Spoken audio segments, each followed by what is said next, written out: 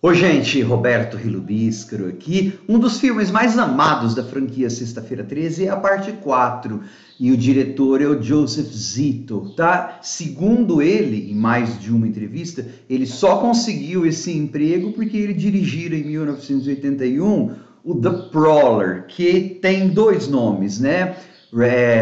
Rosemary's Killer, o assassino de Rosemary, ou o The Prowler. E no Brasil foi chamado de Quem Matou Rosemary, tá? Antes de falar sobre esse slasher bastante violento de 1981, eu gostaria de convidá-los a se inscreverem no canal Robertando, curtir os vídeos, compartilhá-los, agradeço bastante. Mortes violentas, essa é a chave, né? É por isso que o The Prowler é bastante lembrado até hoje, porque quem estava no comando dos efeitos especiais é o lendário Tom Savini, que para nós fãs de Sexta-feira 13 é muito importante porque ele foi o cara dos efeitos especiais do primeiro filme e também do 4. Em 1981, que foi o ano que foi lançado Sexta-feira 13 parte 2, o Halloween parte 2,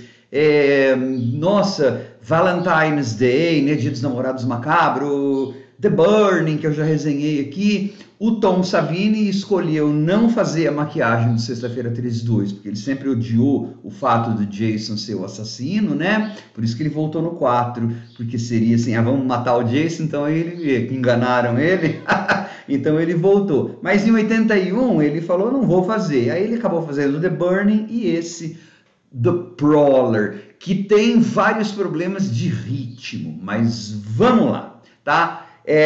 Abre como um prólogo. Ele tem mais de um prólogo. Primeiro tem um prólogo como se fosse um daqueles noticiários de guerra lá dos anos 40, em branco e preto, falando que o navio Queen Mary trouxe de volta veteranos de guerra. Aí depois a gente tem uma voz feminina lendo uma carta. Em inglês esse tipo de carta chama-se Dear John Letter. Carta, querido John. Ou seja, é uma carta em que a moça rompia o relacionamento com o cara. E aí depois a gente tem a parte que em termos de assim, deve ter sido a parte mais cara do filme, sem contar os efeitos especiais, que é uma sequência lá nos anos 40 em um baile de formatura, né, com roupas de época. Eles devem ter comprado tudo em brechó, alugado o carro de algum colecionador e tal. E aí, então, a Rosemary, né, que é essa moça aí que deram o pé na bunda no soldado, ela é assassinada junto com o namorado, e é assassinada por um cara vestido de soldado. Então, o serial killer deste filme é um soldado com estresse pós-traumático, porque levou o fora da namorada, tá? Bom, aí tem um hiato de 35 anos, aí é que o filme vai começar. Então você tem o prólogo dividido em 3 partes, né? Aí começa em 1980, a produção mais barata, mas até que é bonita as cores para um slasher de baixo orçamento. Eu acho até bonito a paleta de cores do filme, é bem legal.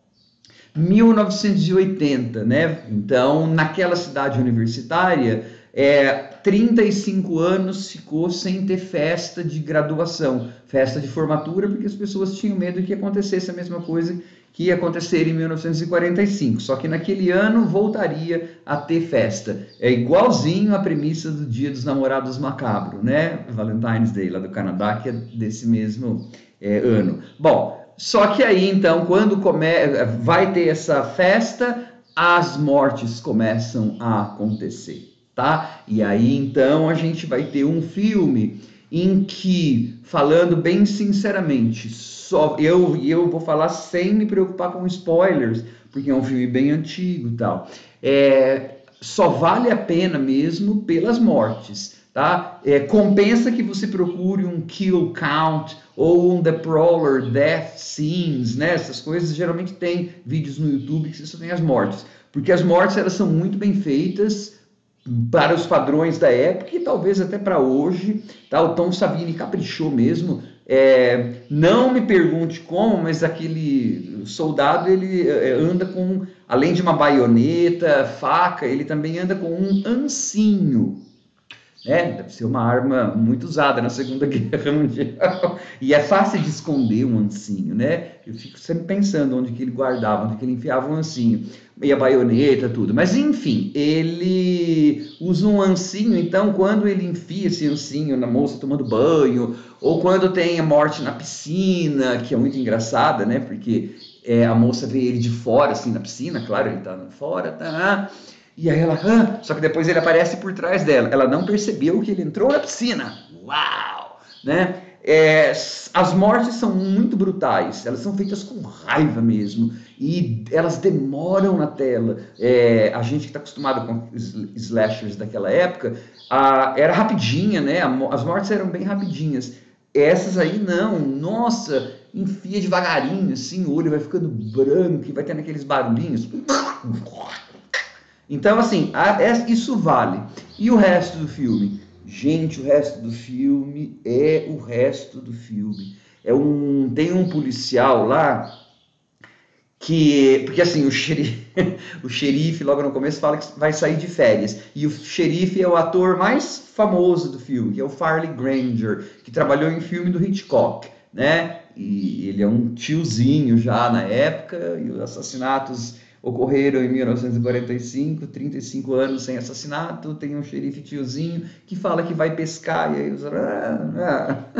e aí no lugar dele fica um cara mais jovem, e ele é meio caso lá com a nossa Final Girl, uma loirinha sem graça, sei lá, uma tentativa meio, não sei se foi cópia de Sexta-feira 13/2, tá, mas é coincidência. Ela é loirinha igual a Ginny do Sexta-feira 13/2. Só que a Ginny dá de 10-0, porque essa moça é uma pamonha. Na maior parte do tempo, ela só vai ser a Final Girl bem no finalzinho mesmo. Ela fica só correndo para cá, para lá. Aí, esse cara com essa moça, eles ficam indo a lugares, às vezes eles vão a 2 vezes ao mesmo lugar, porque tem uma casa enorme lá de um velho que fica numa cadeira de rodas, que é o pai da Rosemary, tá? E, falar nisso, olha que sutil que é o filme, toda vez que esse assassino mata, ele coloca uma rosa. Então ele carrega todas as armas e ainda carrega uma rosa, ele é uma coisa, né? Ele coloca uma rosa, por quê? Porque é a Rosemary. Uau, que profundo, how deep. Bom, e daí, então, esse mocinho, esse policial, que é assim, ele é super, super, super ótimo no trabalho dele, porque assim, ele coloca aquela civil em perigo o tempo todo, né? Ao invés de levar aquela moça para um lugar seguro, ele fica com ela andando, e vai para o cemitério, e vai para essa casa desse velho aí, que é o pai da Rosemary, que fica na cadeira de roda 2 vezes, porque o filme tenta colocar alguns outros possíveis suspeitos. Só que a gente não se importa com outros possíveis suspeitos, que são meio velhinhos também. Por quê? Porque ele é muito moroso. As cenas em que essas pessoas estão caminhando pelas casas, pelos lugares, demoram 7, 8 minutos. Tem uma cena que é assim, no Sexta-feira 13/1, também era assim. Quando eu resenhei, tem cenas em que a Alice, o pessoal, faz café solúvel, você vê todo o processo de fazer o café instantâneo. Sexta-feira 13 também é assim, mas né, depois ele melhora. É que eu sou parcial, Sexta-feira 13 é Sexta-feira 13. Mas esse aí tem uma cena que tem um cara, um atendente de um hotel, uma coisa assim, que ligam para ele, para pedir informação, não sei o quê. Gente, é só vendo para crer. Aquela cena demora uns 5 minutos, ela é totalmente desnecessária, não acontece nada. E você vê que eles estão demorando deliberadamente para dar minutos para o filme. Sabe assim, a gente não tem nada para dizer, vamos enrolar essa bagaça aqui, porque não tem nada para dizer, né? Então você podia falar, mas a gente pode ver para ver os erros, né? Igual você falou o assassino na piscina, tudo isso que ele carrega. Então, gente, só que nesse filme, até isso tudo, essas coisas que são geralmente engraçadas em slasher, acaba sendo meio diluído nisso aí. Então você tem que ter bastante paciência. Eu até que consegui ter, nessa vez que eu assisti de novo, eu até fui à casa de um amigo que me convidou, ele tem o DVD, tudo, um amigo que é silencioso, não fica falando o tempo todo, então aí eu gosto de ver filme com gente assim, só comenta de vez em quando alguma coisa. Por conta da textura das imagens, tal, eu até achei legalzinho rever, mas eu não posso falar que é um filme que você vê com facilidade, porque ele não é só lento, ele é moroso e ele é desonesto, né? Nessa parte de você percebe que eles estão deliberadamente sem rumo, então só para comer tempo diegético, para produzir tempo diegético, eles começam a fazer nada, né? Não acontece nada, vai para o mesmo lugar 2 vezes e ficam andando naqueles lugares, não acontece nada, nada, nada. E aí tem um final que é Deus Ex Machina, né? Deus Ex Machina, assim, tem um cara que aparece e dá um tiro, assim, ele aparece do nada, você fala, por que esse velho apareceu? Aí é que a moça vai ser a Final Girl, aí quando ela consegue matar tá contando spoiler. Bom, primeiro que eu falei que eu não ia me importar em spoiler. E você acha que não tem? Em slasher daquela época não vai ter a Final Girl, ela não vai matar, pelo menos provisoriamente?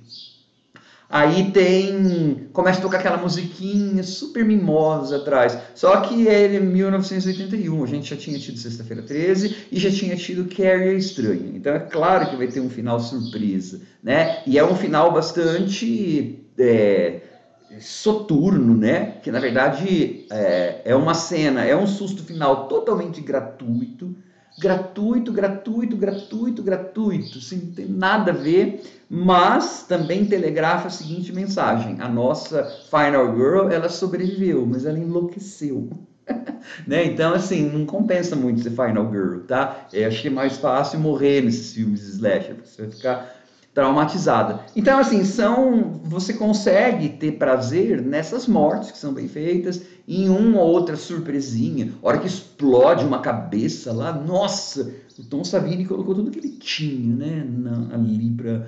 Só falta, acho que devia ter cogumelo e ovos cozidos dentro daquela cabeça, tanta coisa que sai, assim. Então, os efeitos visuais são bem legais, tá? Agora, o resto, não. Por isso que esses filmes, o que ficou mesmo foi Halloween, Sexta-feira 13 2, né? Porque acontecem mais coisas, eles não têm problema tanto de ritmo, são mais divertidos, tal. Esse aí tem pedaço que é perigosamente, eu não sei se quando que Sexta-feira 13 saiu, tal. Tem um pedaço que tem uns ratos, igual tem lá no Sexta-feira 13 parte 2, só que saiu tudo no mesmo ano, né? Então a gente não pode dizer que...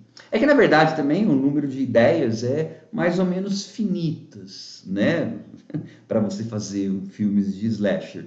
Vale pela curiosidade, vale pelas mortes, mas você tem que ter bastante paciência para aguentar o ritmo moroso desse filme, tá?